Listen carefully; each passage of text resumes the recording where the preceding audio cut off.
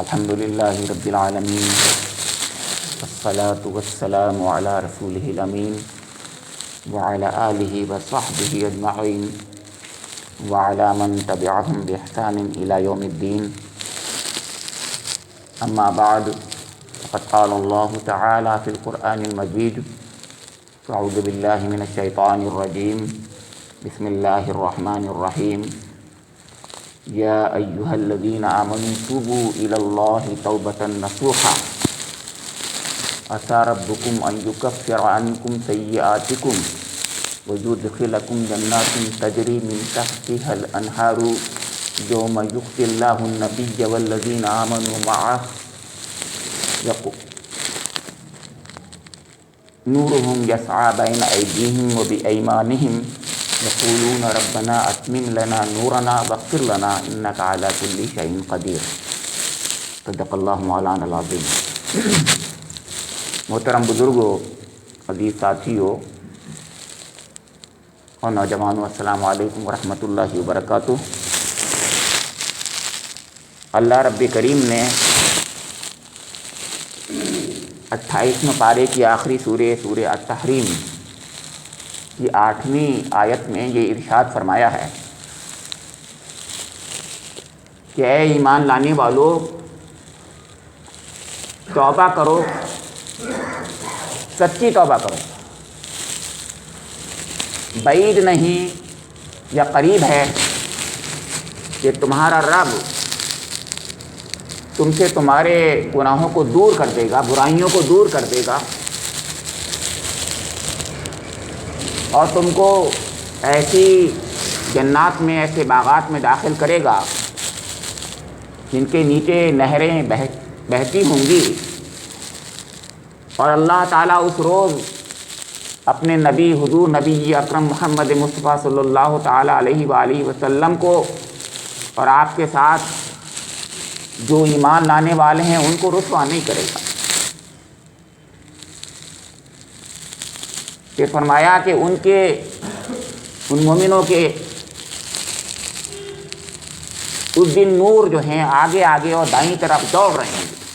نورہم یسعی بین ایدیہم وبایمانہم یقولون ربنا اتمم لنا نورنا۔ وہ اس دن دعائیں کریں گے،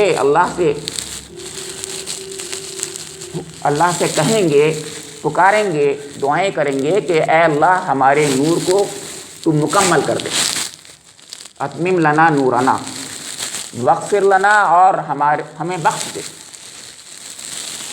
انک علی کل شیء قدیر، یقیناً تو ہر چیز پر قدرت رکھتا ہے۔ ہم جمعے کے خطبے میں، خطبہ اولیٰ میں عام طور سے اس آیت کا پہلا حصہ صرف سنا کرتے ہیں، یا ایھا الذین آمنوا توبوا الی اللہ توبۃ نصوحا۔ اسی خیال سے کہ ہم کیا سنتے ہیں اس دن، کیا اس کا مطلب ہے، میں نے اس آیت کو پورا لے لیا ہے۔ اس میں اللہ تعالیٰ نے حکم دیا ہے مومنوں کو، یا ایھا الذین آمنوا کو، جو لوگ ایمان کا دعویٰ کرتے ہیں، دعویٰ رکھتے ہیں، ان سے مطالبہ کیا ہے کہ اے ایمان لانے والو، توبوا الی اللہ، اللہ کی طرف پلٹو۔ توبہ کے معنی پلٹنے کے ہوتے ہیں۔ بندہ اپنے رب کی طرف پلٹ آتا ہے، وہ کہیں اور چلا گیا تھا، دور ہو گیا تھا اپنے رب سے، اب قریب ہو گیا۔ توبہ کے معنی پلٹنے کے ہیں، یعنی اپنے رب کی طرف، اور اللہ کے تعالیٰ کی طرف سے بھی توبہ آتا ہے۔ اس کے معنی اس کا رب اس کی طرف ملتفت ہو گیا، وہ بھی پلٹ آیا، التفات کرنے لگا، رحمت متوجہ ہو گئی گویا اللہ کی۔ تو اللہ کی طرف سے بھی توبہ ہوتی ہے، مگر اس کے معنی یہ ہوتے ہیں کہ پلٹ آیا رب اس کا۔ اور بندہ جو ہے اپنے رب کی طرف پلٹتا ہے، یعنی نافرمانی سے شرمساری کی طرف، ندامت کی طرف، عہد کی طرف، یہ اس کی توبہ ہے۔ لیکن یہاں پر فرمایا توبۃ نصوحا۔ توبہ کا لفظ بہت بار آیا ہے قرآن میں، لیکن نصوحا کا لفظ یہی آیا۔ نصح دو معنی میں استعمال عربی میں ہوتا ہے خاص طور سے۔ ناسخ، اصل ناسخ یعنی خالص شہد کے لیے آتا ہے، یعنی جو بالکل آلائشوں سے، موم سے، ان چیزوں سے پاک ہو بالکل، تو اسے کہتے ہیں خالص شہد۔ اور ایک نصیحت سے ہے، جسے ہم نصیحت کہتے بھی ہیں، خیر خواہی کو کہتے ہیں نصیحت۔ تو دو بڑے معنی ہوئے اس کے، ایک نصاح کے معنی ہوئے خالص اور خلوص، خلوص پر مبنی توبہ، خالص توبہ، سچی توبہ، اور ایک معنی ہوئے اپنی خیر خواہی کے لیے توبہ، جس میں اپنی خیر خواہی مطلوب ہو۔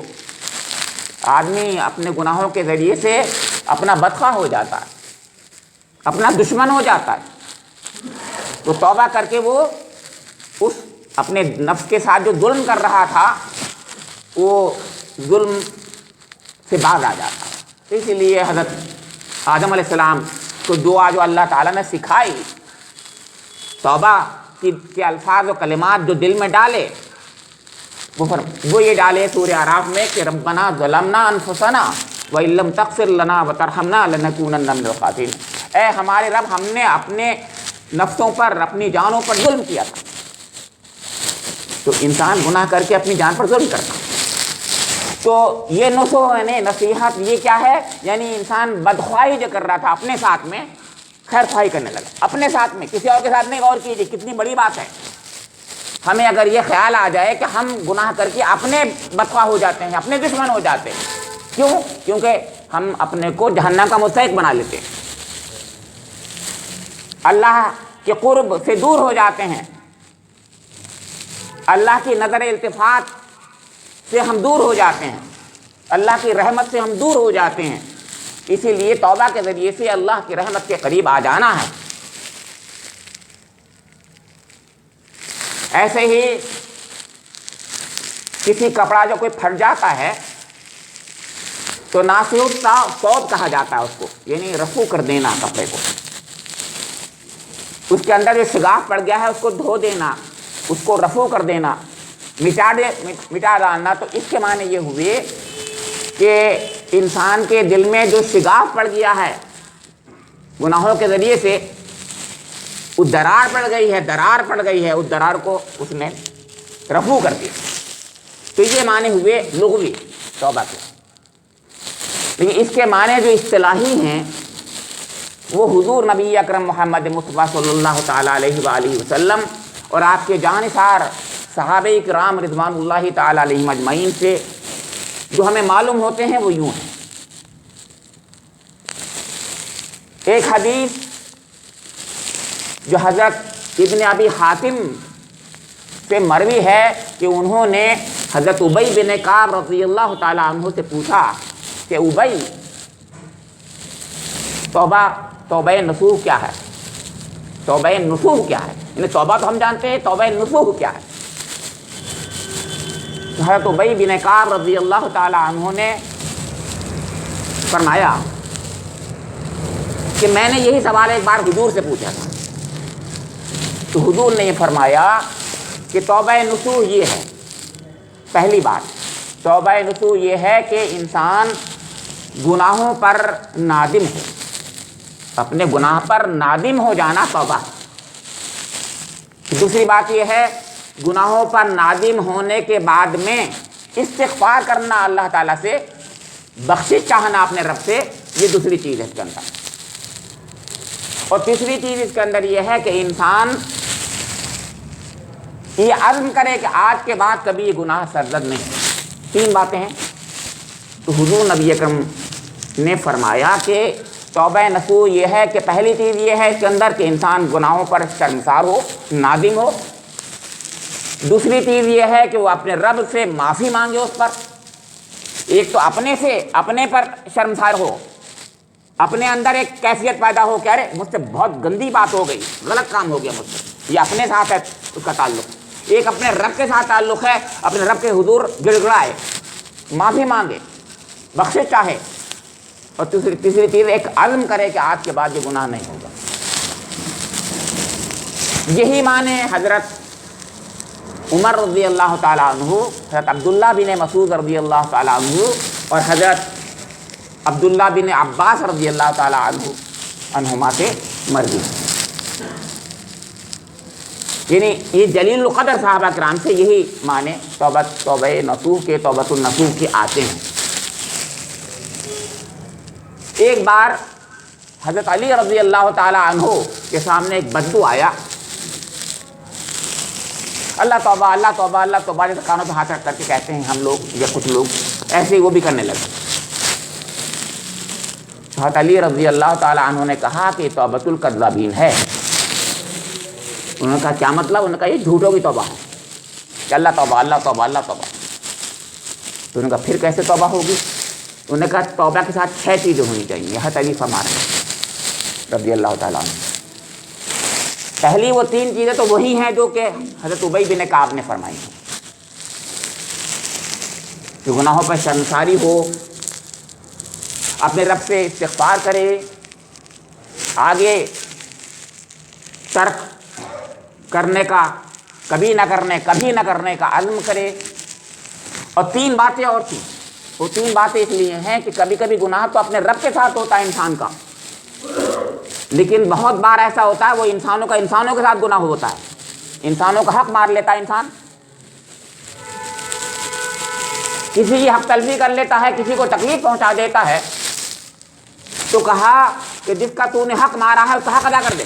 توبہ یہ بھی ہے، توبہ تب ہوگی تیری جب کہ تو اس کا حق ادا کر دے، اور توبہ تیری تب ہوگی جب کہ تو نے اسے تکلیف پہنچائی ہے تو اس تکلیف پر جا کے سامنے جا کے معافی مانگ لے کہ مجھ سے غلطی ہوئی، مجھے معاف کر دو۔ اور آگے یہی ہے بات جو حضرت علی رضی اللہ تعالیٰ عنہ نے فرمائی، بہت بڑی بات کہی کہ اب تک تو نے جس گناہوں میں مزہ لیا ہے تو اب تو اللہ کی طاعت کی تلخی کا مزہ چکھ۔ گناہوں میں مزہ آتا ہے نا، بات صحیح ہے۔ تو کہا اب تک تو نے جن گناہوں کی حلاوت اپنے اندر محسوس کی تھی، تو اب اپنے کو تو ذلیل کر اور اب اطاعت کی تلخی کو سمجھ کہ کیا ہوتی ہے۔ یہ اطاعت کی تلخی بہت بڑی چیز ہے۔ اس کے بعد میں ایک بات اور، 2-3 باتیں اور ہیں جو بہت اہم ہیں، جو ہم لوگ اس کا خیال نہیں کرتے یا ہمیں نہیں معلوم ہے توبہ کے تعلق سے، وہ بھی بہت ضروری ہیں۔ ایک بات بہت ضروری یہ ہے کہ ہم بارہا توبہ اس لیے کرتے ہیں کہ ہمیں یہ احساس ہو جاتا ہے کہ ہم نے یہ گناہ کیا ہے تو میری صحت کے لیے نقصان دہ ہے یہ، ارے مجھے تو پتہ ہی نہیں تھا، یہ تو میری صحت کے لیے بہت نقصان دہ ہے، اللہ توبہ اللہ توبہ اللہ توبہ۔ تو کہا یہ توبہ نہیں ہے۔